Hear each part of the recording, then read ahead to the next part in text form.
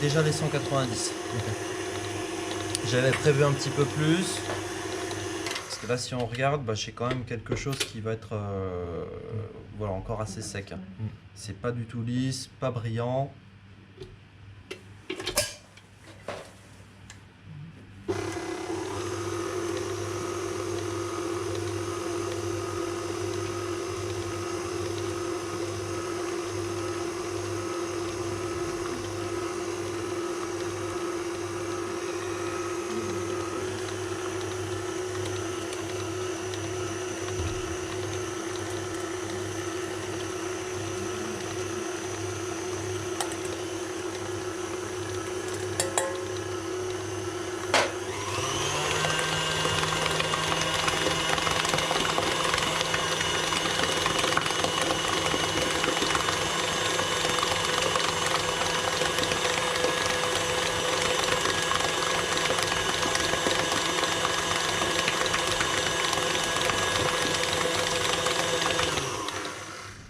Je vais arrêter, je vais voir ce que ça donne. Donc c'est mieux, mais C'est pas encore un filet. ouais, j'ai pas encore un ruban qui va être lisse et qui va tomber lentement et régulièrement. Et ça, c'était trop chaud? Non. Comment? Parce que c'était trop chaud de la pâte? Non, ça a l'air d'aller. Je vais la laisser refroidir encore un petit peu.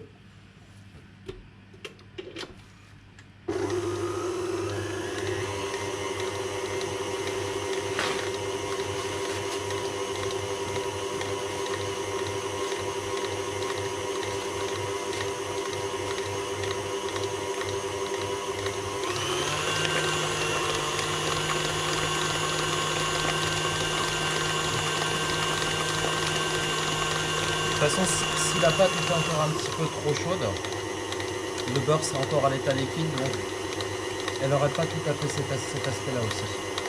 Elle serait déjà un petit peu plus souple.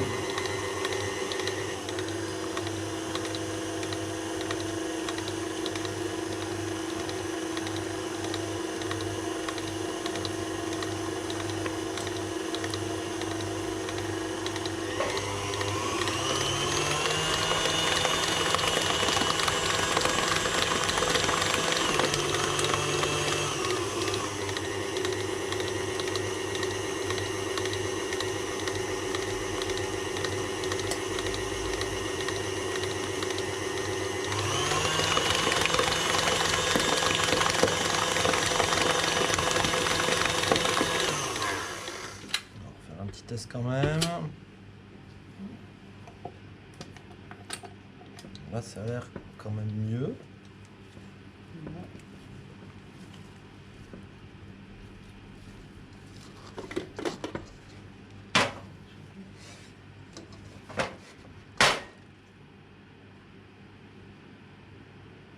C'est un petit peu de mal à tomber quand même.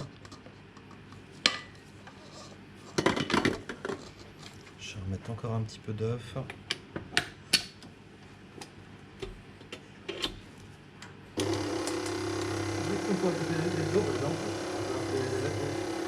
De l'eau.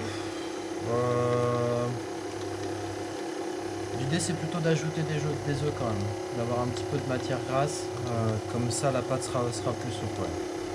Honnêtement, j'ai jamais essayé avec en ajoutant de l'eau. Remettre de l'eau comme ça,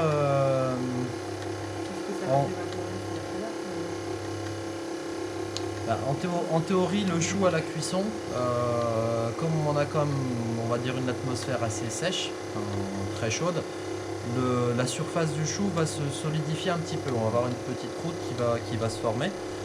Et c'est ce qui fait que l'eau à l'intérieur, en fait, à la cuisson va se vaporiser, on va avoir un dégagement gazeux, c'est ce qui va pousser en fait le chou qui va le faire gonfler. Donc à la limite, je dirais que oui, avec un petit peu plus d'eau qu'on ajoute comme ça, il aura tendance à plus gonfler. C'est possible. Par contre, ouais, peut-être un excédent d'eau, il aura peut-être tendance un petit peu à éclater si on n'a pas utilisé quelque chose de la graisse dessus pour que la surface du chou ne se solidifie pas trop vite.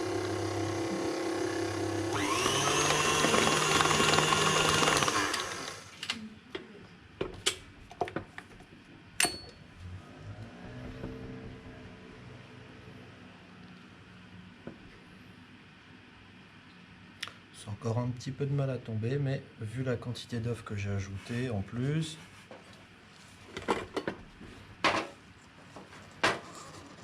Il faut faire le test. Il y a un autre test, ça. hein, sinon tu sais.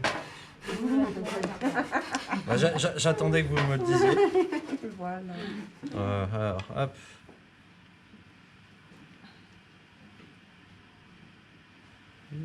C'est léger encore. Ah, ça se rejoint. Voilà. Disons que j'ai la feuille là qui pousse un petit peu la masse, mais on voit que la masse, en fait le sillon il bouge un petit peu, mais on peut encore en ajouter un petit peu d'œuf.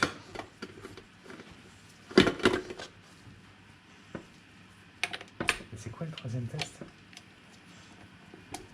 Le troisième test, Il n'y a pas un troisième t'as le bec d'oiseau. Ah oui. Ah oui. Ouais, tu prends un petit peu de pâte, tu retournes. Et si la pâte en fait simplement se courbe lentement, en théorie c'est bon.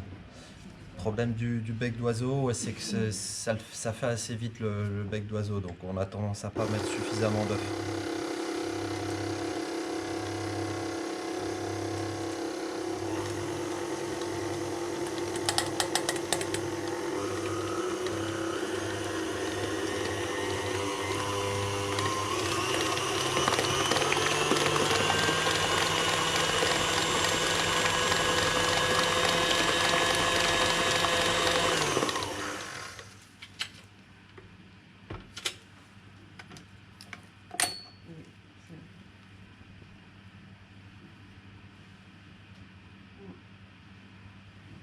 Et Voilà. c'est quoi? C'est la farine qui est trop, qui a perdu trop d'humidité? Ça peut. J'avais pris des sachets, on va voir. Vous avez pris des sachets aussi. Hier j'ai vu que ouais, certains, ceux qui avaient pris des sachets avaient ajouté quand même un petit peu plus d'œufs, donc ça peut être la farine. Ouais. Voilà. Comme on a changé, on n'est pas sur la même farine que dans les bacs. Oui. Bon ben on va être bien, on pourra encore ajouter quelques grammes. Là ça va aller comme ça. Je vais mettre en poche.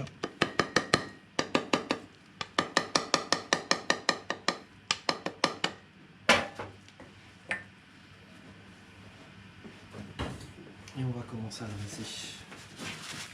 Comme ça vous allez voir aussi pourquoi j'ai fait Une cercle, là. pourquoi j'ai fait 2 cercles en fait pour le multipart.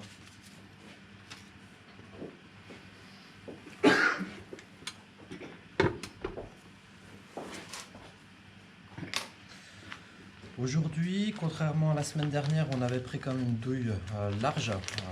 On va prendre une douille plus petite, de manière en fait à pas avoir une pâte à choux trop grosse, surtout pour le multipart. Si vous prenez une douille trop grosse et qu'on a trop de pâte, il va avoir l'anneau en fait va avoir un petit peu de mal à cuire.